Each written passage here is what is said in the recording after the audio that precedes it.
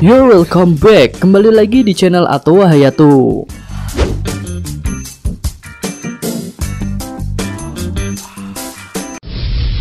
Kurozumi Orochi sepertinya menjadi salah satu karakter yang paling dibenci oleh para fans One Piece di arc Wano ini. Bahkan menurut kami Orochi lebih dibenci daripada Kaido. Semua itu tentu tak lepas dari sifatnya yang pengecut, sombong, tamak, dan seringkali membuat rencana yang sangat menyebalkan. Iya, benar-benar karakter antagonis yang sempurna untuk dibenci. Lalu kira-kira bagaimana akhir dari karakter Orochi ini ketika pertempuran akhir telah berhasil dimenangkan oleh pasukan aliansi?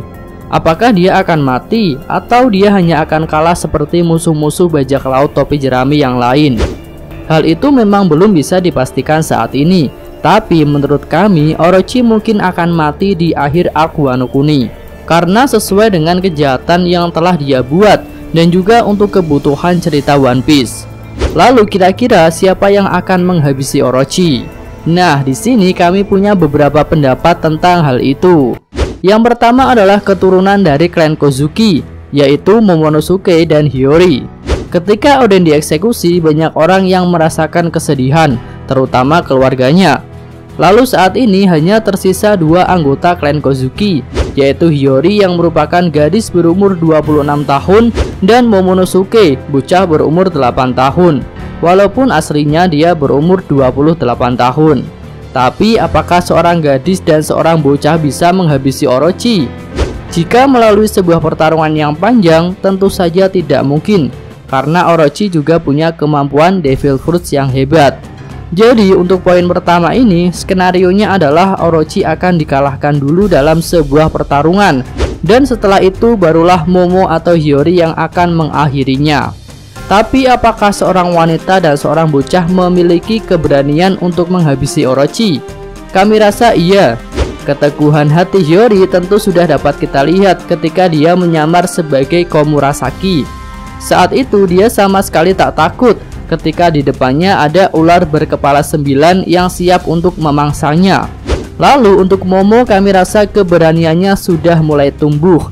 Hal itu dapat kita lihat di chapter 976. Saat itu Momo menunjukkan keberaniannya dengan memberikan perintah kepada seluruh pasukan aliansi. Lalu kematian Orochi di tangan anggota klan Kozuki tentu akan menjadi simbol yang bagus dari direbutnya kembali kekuasaan negeri Wano oleh pewaris sahnya, yaitu klan Kozuki. Lalu kemungkinan yang kedua, Orochi akan dihabisi oleh para pelayan Oden, terutama Kinemon.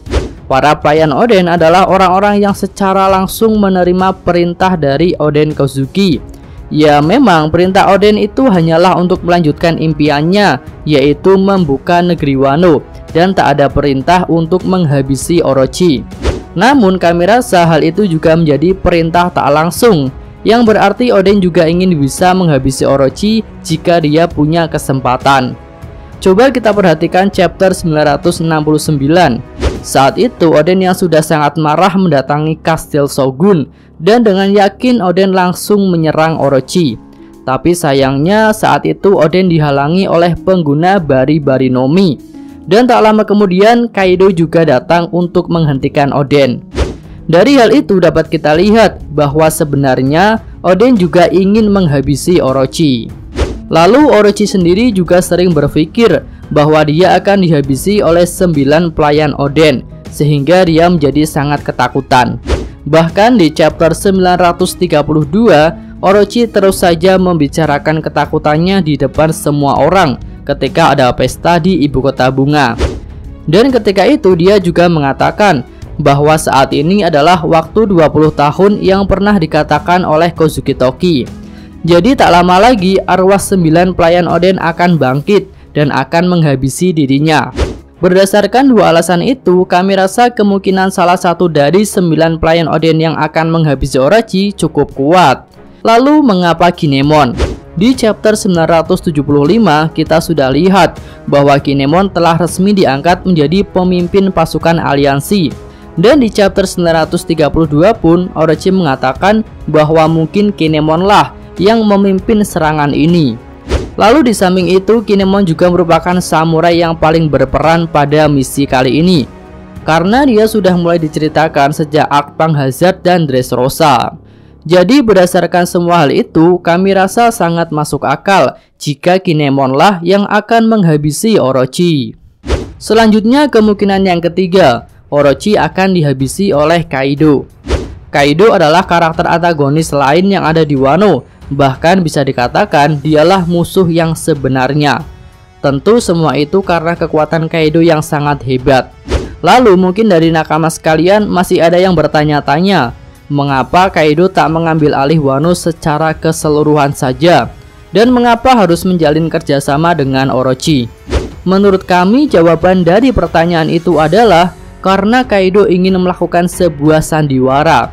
Iya, sebuah sandiwara yang bertujuan untuk menjadikan dirinya dan kelompok bajak laut hewan buas dikenal sebagai penjaga negeri Wano. Tapi ya sebenarnya bukan hanya itu. Pengakuan sebagai penjaga negeri Wano hanyalah tujuan antara saja. Tujuan yang sebenarnya tentu adalah untuk membangun kekuatan bajak laut hewan buas, baik dari segi kekuatan personil dan juga kekuatan persenjataannya.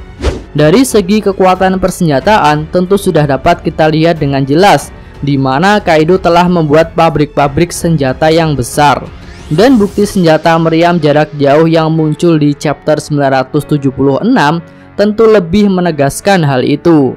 Kemudian selain bukti dalam hal persenjataan, ada juga bukti dari penguatan kekuatan personil. Hal itu tentu sudah dapat kita lihat pada proses perekrutan bajak laut generasi terburuk untuk menjadi anak buah Kaido. Bahkan Kaido juga mengharapkan Luffy untuk dapat menjadi bawahannya.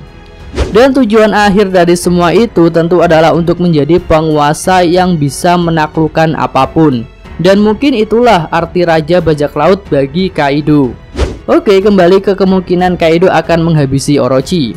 Sesuai pendapat kami di atas bahwa Kaido sebenarnya hanya mengambil keuntungan dari Orochi agar tujuannya tercapai. Maka jika Orochi sudah tak berguna atau malah menghalangi jalannya, tentu akan dia habisi. Dan untuk menghabisi Orochi tentu bukan hal yang sulit bagi Kaido. Oke, selanjutnya kemungkinan yang keempat adalah dari golongan bajak laut. Dalam hal ini ada 4 kandidat, yaitu Luffy, Kid, Law, dan Zoro. Kita bahas tentang trio kapten dulu. Memang tujuan ketiga kapten itu adalah menghabisi Kaido, tapi tentu Orochi tak lepas dari pandangan mereka. Apalagi Luffy yang pasti sangat marah dengan perilaku Orochi kepada rakyat Wano.